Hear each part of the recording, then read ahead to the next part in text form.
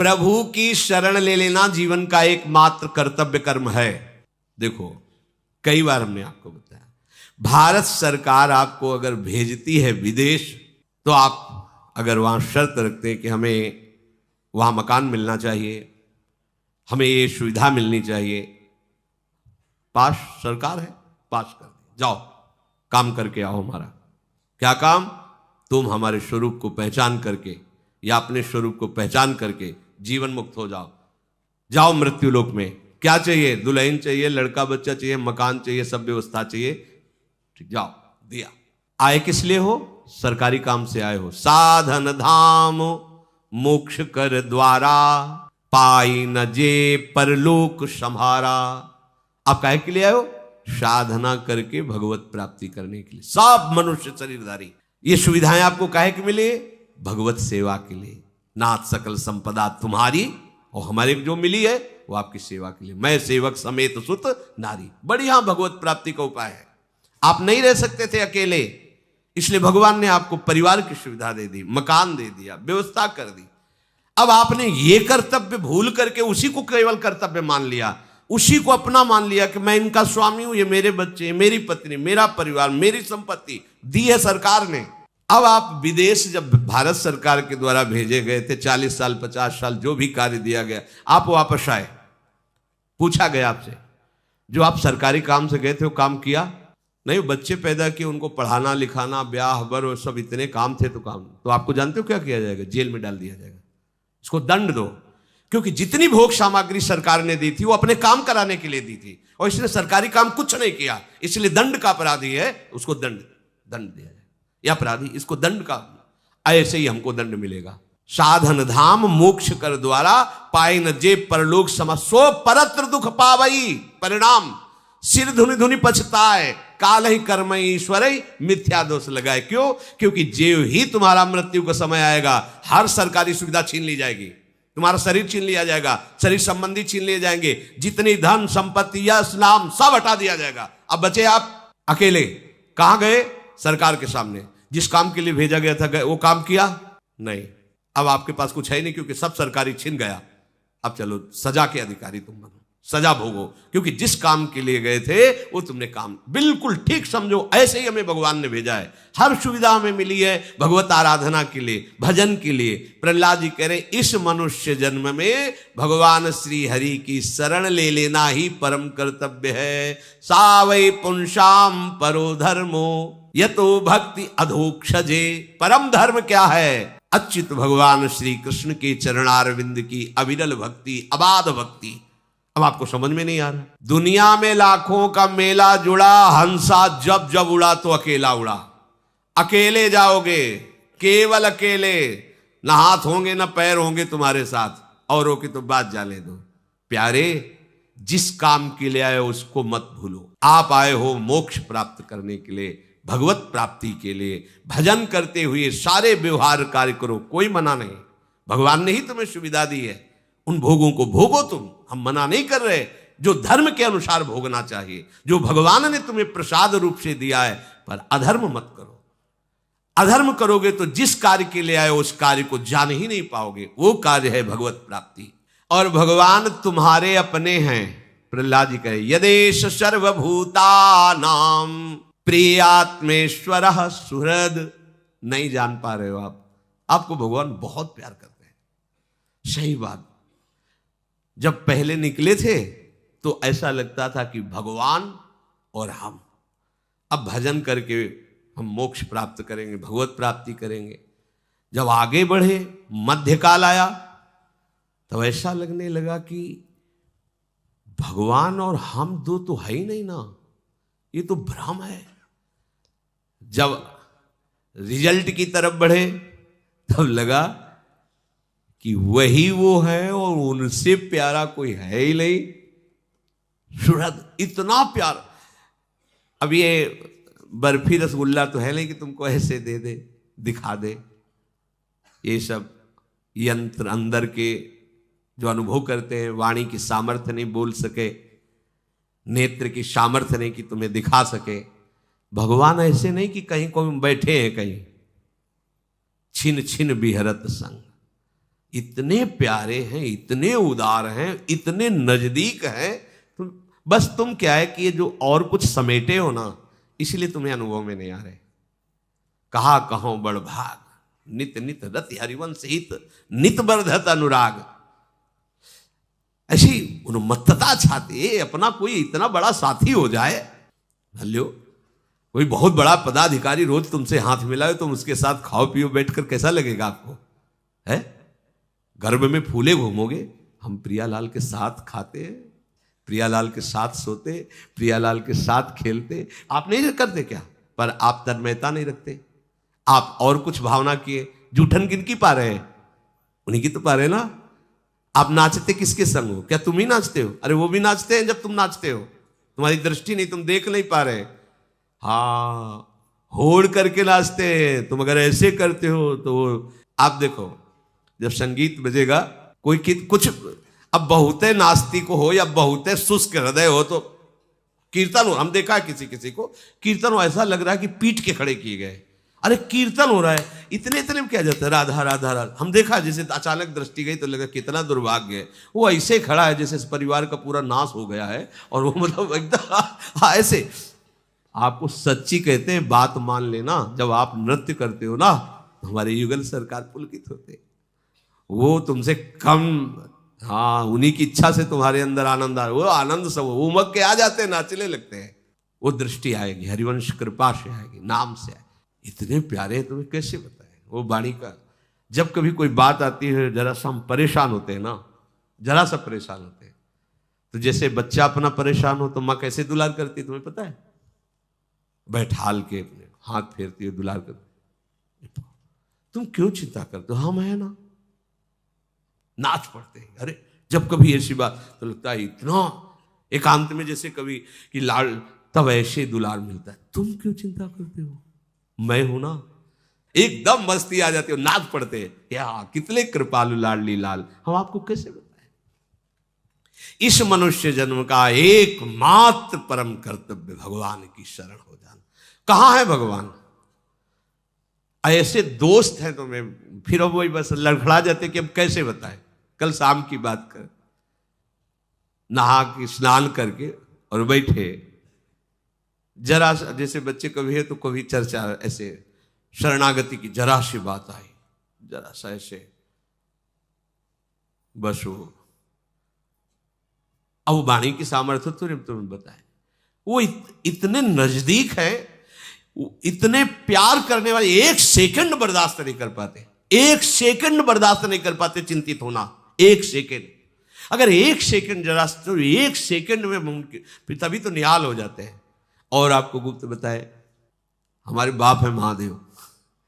जब हम कभी किसी विशेष चिंता में होते हैं, किसी ऐसा कुछ लगा, जब ऐसा होता है तो इधर, और जब कोई विशेष कि किसी ने ऐसा प्रतिकूल व्यवहार की ठान ली है कि ऐसा ऐसा चिंतन कर, जहां थोड़ा, तो उसी समय हम देखते हैं उनको फटकारे जटा झूठ और सामने। वो ऐसे प्यार करते हैं जैसे अपने लाडले बच्चे को प्यार किया जाए। ये आराध्य देव ऐसे आराध्य देव नहीं कि हमारी उपासना बदल गई तो उन्होंने ही तो भेजा ना। वो एक एक क्षण, कई बार आपको बताया कि ऐसे वो प्यार करते हैं महादेव, जरा सी भी कोई ज्ञान समुद्र, बल समुद्र और विनाशकार की इन्हीं के हाथ में डोर है। पूरी सृष्टि का विनाश करने की सेवा महाराज को है, पालन करने की भगवान विष्णु को है और रचने की ब्रह्मा जी को है। और हमारे महाराज तो खेलते रहते हैं, ये सब कार्य इधर होता रहता है। महा कभी इष्ट छोड़ता नहीं। यहां सब कहीं हम कभी, जब से राधा वल्लभी एक चुल्लू जल नहीं चढ़ाया होगा महादेव जी को कि आज भाई शिवरात्रि है गुपचुप, क्योंकि वो 20 वर्ष हमारे प्राणाराध्य रहे कि भाई एक बूंद जय हो महादेव, कभी नहीं। पर वो आज तक, जब से स्वीकार किया है आज तक उनकी कृपा बढ़ती ही जा रही है। कोई ऐसा ही हफ्ता जाता होगा कि विश्वनाथ जी का बिल्व पत्र और जलो, ये तो बाहरी बात, उनकी कृपा छाए रहते। एकमात्र शरण लेके, ये हम महिमा बता रहे इसलिए कि हम तो भूल सकते हैं, वो नहीं भूलते। हम पुकारते भी नहीं कि महाराज, वो महाराज। इसलिए कह रहे सुहृद, सुहृद इतना प्यार करते प्रभु, आत्मेश्वरा, यहीं बैठे हुए हैं हमारे ईश्वर। प्रिय, वो बहुत प्यारे, वो बहुत प्यार करते हैं आपको। किसको? आपको। यदेश सर्वभूतानाम, सबको, बस ये स्वीकार आप कर लो। श्री प्रहलाद जी कह रहे, भाइयों, इंद्रियों से जो सुख भोगा जाता है वो चाहे जिस योनि में, वो सबको मिलता है। जैसे जनेन्द्री का सुख है, रसेंद्री का सुख है, ये हर योनि में मिलता है। हर योनि में सब पशु पक्षी कीट पतंगा, सब निद्रा भय आहार मैथुन, ये सब पूरी सृष्टि को प्राप्त है। प्रारब्ध के अनुसार सबको ये भोग मिलते हैं, कम ज्यादा सबको। ये बिना किसी प्रकार के प्रयत्न के तुम्हें भोग प्राप्त होंगे। पूर्व का कर्म है, उसके अनुसार तुम्हें सुख दुख भोग ये सब प्राप्त हो। इनके लिए प्रयास करने की जरूरत नहीं। अब ये संसारी आदमी को कैसे समझ में? हम प्रयास नहीं करें, हमारा घर चल जाएगा। देखो, हम आपको सच्ची बताएं, हमारे प्रभु के विधान को तुम लोग नहीं जानते हो। आप जितनी अपने ऊपर जिम्मेवारी लेंगे उतने ही आप परेशान होंगे। और आपको अनुभव होगा कि अगर मैं ऐसा ना करूं, ऐसा ना करता तो ऐसा ना होता, ऐसा नहीं होगा। और आप अपना भार प्रभु को देके बैठ जाइए, उनके भरोसे, उनके शरणागत होकर उनकी आज्ञा के अनुसार बर्ताव कीजिए, फिर आपको दिखाई देगा मेरे किए कुछ नहीं हो रहा, सब हो रहा है प्रभु के द्वारा। और ऐसा सुंदर होगा कि आप देख लीजिए। पर वो अहंकार है, वो समझ में नहीं, बिना किए कैसे हो सकता है? कैसे हो सकता है? ऐसा कैसे हो सकता है? हम करें नहीं तो ऐसा विचार करो कि ये स्वर्ग लोक तुम्हारा बनाया हुआ नहीं, तप लोक, महालोक, जनलोक, ब्रह्मलोक, इसमें तुम क्या किए? मृत्यु लोक बनाने में तुम्हारा क्या हुआ? अरे उनकी भूमि की बनाए हुई है कि छापे को ईंट बनाकर थोड़ा गर रहे हो, वो भी तुम्हें बल उन्हीं का मिला है, बुद्धि उन्हीं की मिली। तुम प्रभु के हो, ये स्वीकार करो। तुम्हारा कर्तव्य प्रभु का स्मरण करते हुए व्यवहार बर्ताव करना, ये स्वीकार करो। जो भी दुख सुख भोग है, अनमांगे आगे आवेगो, जो पल लागे पल को। जैसे पलक बिना किसी प्रयास के झपकती रहती है, ऐसे ही बिना प्रयास के दुख सुख आते रहते हैं। इनके लिए प्रयास करने की जरूरत नहीं। देखो, तुम इसी बात से समझ लो, प्रहलाद जी समझा रहे मित्रों, तुम इसी बात से समझ लो कि कोई भी नहीं चाहता कि मुझे दुख मिले। सब कोई प्रयास करते हैं सुख का, पर सबको दुख भोगना पड़ता है। दुख के लिए कोई प्रयास किया क्या? सबको दुख। ऐसे ही तुम सुख के लिए प्रयास न करो, तुम्हें सुख मिलेगा संसारिक। तो प्रयास किसका करें? भजन करने का। भजन करते हुए तुम व्यापार करो, नौकरी करो, बढ़िया मंगल हो जाएगा। भजन करने ही रहे और लौकिक सुख के लिए प्रयास कर रहे हो, कभी सुख नहीं मिलेगा, क्योंकि तुम दुखालय में सुख ढूंढ रहे हो। मूर्खता है। भगवान लिखे दुखालयम अशाश्वतम। इसलिए मेरे प्यारे मित्रों, सांसारिक सुख के उद्देश्य से प्रयत्न करने की कोई आवश्यकता नहीं। ये जानते हो क्यों कह रहे? क्योंकि तुम नाम जप इसीलिए नहीं कर पाते हो कि हमारा कर्तव्य है, इसे में करना है, तो तुम पूरी तन्मयता उसमें दे देते हो। नहीं, नाम जप करते हुए कोई भी कार्य करोगे महामंगल में होगा। अगर नाम जप नहीं चल रहा, जैसे 1 घंटे में आपने 1 लाख रुपया कमाया और एक ने 1 घंटे में 10,000 नाम जप किए, अब दोनों का जोड़ करो। 1 लाख रुपए की भोग सामग्री से तुम भोग इंद्रियों के द्वारा करके जी रहे हो केवल, या बैंक में जमा कर दिया तो दिमाग में केवल वो तुम्हारे रहेगा कि 1 करोड़ रुपया जमा कर लिया हमने 1-1 लाख कमा के, और जब मरोगे तो वहीं जमा रहेगा, कोई दूसरा ही भोग करेगा तुम्हारे काम का। अगर भोग भी कर लिया तो शरीर भी छूटेगा, तो भोग क्या साथ रहेगा। लेकिन उसने 1 घंटे में 10,000 नाम जप किए। अब ये चाहे जिस युग में, चाहे जिस कल्प में, चाहे जिस लोक में जाए, ये नाम उसको आदर दिलाएगा और ये नाम उसकी पूजा करवाए। किसी भी लोक में जाए, नाम जप का सम्मान होता है, आदर मिलता है, उसकी संपत्ति कभी नष्ट नहीं हो सकती, और इस लोक में उसे संपूर्ण सुखों की प्राप्ति होती। यही हम नहीं कह रहे, आचार्य चरण कह रहे, यही परलोक, इह परलोक सकल सुख पावत, मेरी सो भैया कृष्ण गुण संचु। तुम्हें हमारी कसम है, बात मान लो, तुम्हें इस लोक में भरपूर सुख मिलेगा, परलोक में भी परमानंद। तुम कृष्ण का नाम जप करो, कृष्ण के गुणों का गायन करो, क्योंकि ये जो दुख सुख स्वयं मिलने वाला है, इसके लिए तुम परिश्रम करके भगवत विस्मरण करके आयु नष्ट कर रहे हो। ये बहुत बड़ी हानि है, इसकी पूर्ति नहीं हो सकती। जो इसमें उलझ जाता है वो भगवान का भजन कर ही नहीं पाता। देखो आप लोग, ऐसी माया है कि भगवान की याद ही नहीं आने देती। घंटों क्या पूरा जीवन निकल जाता है। हमने विचरण करते समय देखा है, गांव के जैसे 2-4 लोग बैठे होते हो, कोई बहू की बात, कोई बेटे की बात, कोई प्रपंच की बात, कोई राम हरि कृष्ण की चर्चा नहीं करते मिलता कि भगवान का ऐसा स्वभाव, भगवान का ऐसा प्रभाव। ये तो भक्तजन करते हैं। हमारे सिर पर काल सवार है, काल को आना जाना नहीं, कभी भी कुछ भी वो लीला करके हमें नष्ट कर सकता है।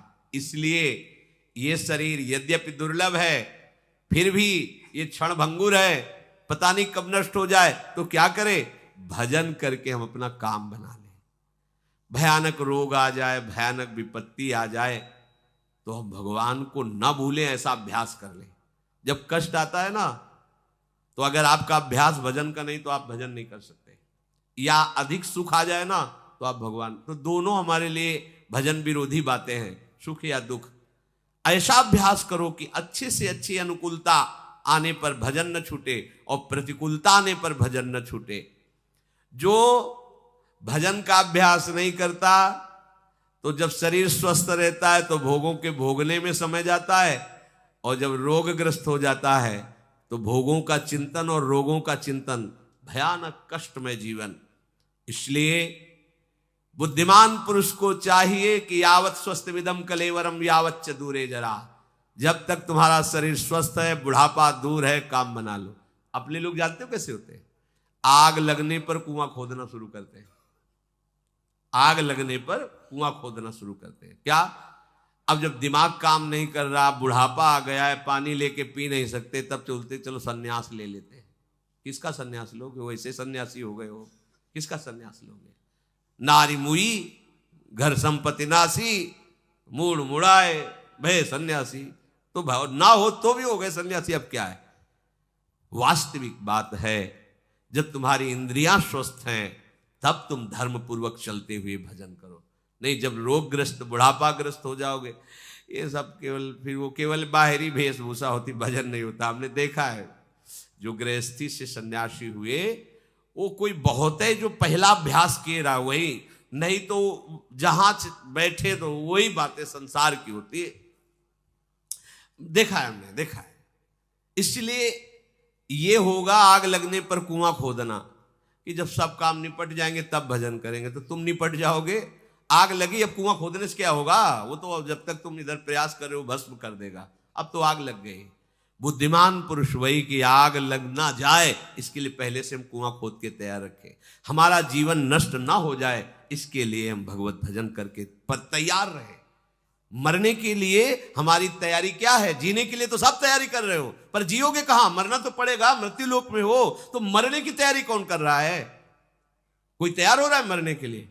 कि हमने तो मरने की तैयारी कर ली। क्या एक क्षण भी भगवान का विस्मरण न हो, यह है मरने की तैयारी। भैया, इस समय जो हमें अवसर मिला है वो केवल भगवत प्राप्ति के लिए।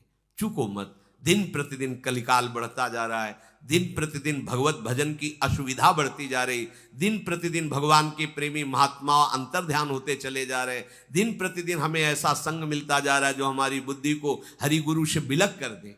बरुभल बास नरक करता था, दुष्ट संग जनि दे विधाता। भगवान मुझे नरक में रख दे अच्छा, पर भगवत विरोधी दुष्टों का संग ना हो। क्यों? भगवत विरोधी दुष्टों के संग से महत अपराध बन करके हमारा जीवन ऐसा हो जाएगा जो कहीं भजन के लिए ठौरने, नरक भोगेंगे तो हमारे पाप नष्ट होंगे, आगे बढ़ने का रास्ता है। लेकिन अगर वैष्णव विरोधी जनों का संग करेंगे, वैष्णव दोष दर्शन करेंगे तो हमारा मार्ग रुक जाएगा। यही तो भूल हो गई हिरण्यकश्यप को कि 5 वर्ष का बालक है, ये क्या बिगाड़ लेगा। नहीं सोचो, नहीं सोचो। 100 ग्राम पुराने पेड़ा दुकान वाला ने दिया, और जब राधा वल्लभ जी को भोग लगता है तो हम सब ललचा जाते हैं और हाथ जोड़ के कहते भैया थोड़ा सा हमको भी दे दीजिए। वो मीठा नहीं, अब वो पेड़ा नहीं है, वो जब ऐसे इतना देते ना तो हृदय प्रसन्न, हमारे प्रीतम का उच्छिष्ट है। क्यों? अभी तो दुकान में रखा था, अभी अभी की बात है, दुकान में था आधा घंटा पहले। तुम उसको दुकान वाला पेड़ा आप समझते हो? श्री जी का प्रसाद है, अपराध लगेगा। और ये जो बच्चे बच्चियां भगवान को समर्पित संपूर्णतया, तुम इनको बच्चा समझते हो? 100 ग्राम जड़ पेड़ा, जड़ पदार्थ प्रभु को समर्पित हो गया तो प्रसाद हो गया। और ये चैतन्य घन प्रभु को समर्पित हो गए, नहीं जानते कौन भगवान है, नहीं जानते कौन श्री जी है। कृपा की हवा आई और हम भी बराग लेंगे, हम भी भजन करेंगे। आज के बच्चों का उत्साह क्या होता है? हम भी संसार के वो सब कार्य करेंगे, वो दृश्य देखेंगे जो और लोग देखते हैं। और ये भाग्यवान, हम भी वैराग्य लेंगे, हम भी मूड मुड़ाकर रज लगाकर भजन करेंगे। इतने से ही भगवान प्रसन्न हो जाते हैं। वो देख रहे हैं ना, मेरी तरफ चल। इनको या कोई भी जीव उनकी अवस्था पर मत जाओ। 16 वर्ष के सुखदेव जी, सहस्त्रों वर्ष के बड़े बड़े ब्रह्म ऋषि सब खड़े हो गए, श्री कृष्ण अनुराग में छके हुए। ये समर आज शालिग्राम की श्री विग्रह को विराजमान करो या 10,000 वर्ष पहले का, कोई अंतर होगा क्या? कि ये तो आज विराजमान है, कोई खास बात नहीं, आज विराजमान, आज कंठी बंदी, आज प्रभु का शरणागत हो, हमारा पूजनीय हो गया। प्रभु का शरणागत जन, हमारे कहां भाव हैं? कैसे भाव से हम विचर रहे हैं? सावधान, ये मनुष्य जीवन केवल भगवत प्राप्ति के लिए, परम कल्याण के लिए है। हमारा जीवन जैसे जाएगा अंत में वही चिंतन होगा, वही हमारी गति बनेगी। ये ध्यान में रखते हुए हर समय हम अपना जीवन भगवत परायण तद्भाव भाविता, भगवान के भाव से ही भावित रहे, परम मंगल हो। शेष चर्चा आगे। श्री राधा।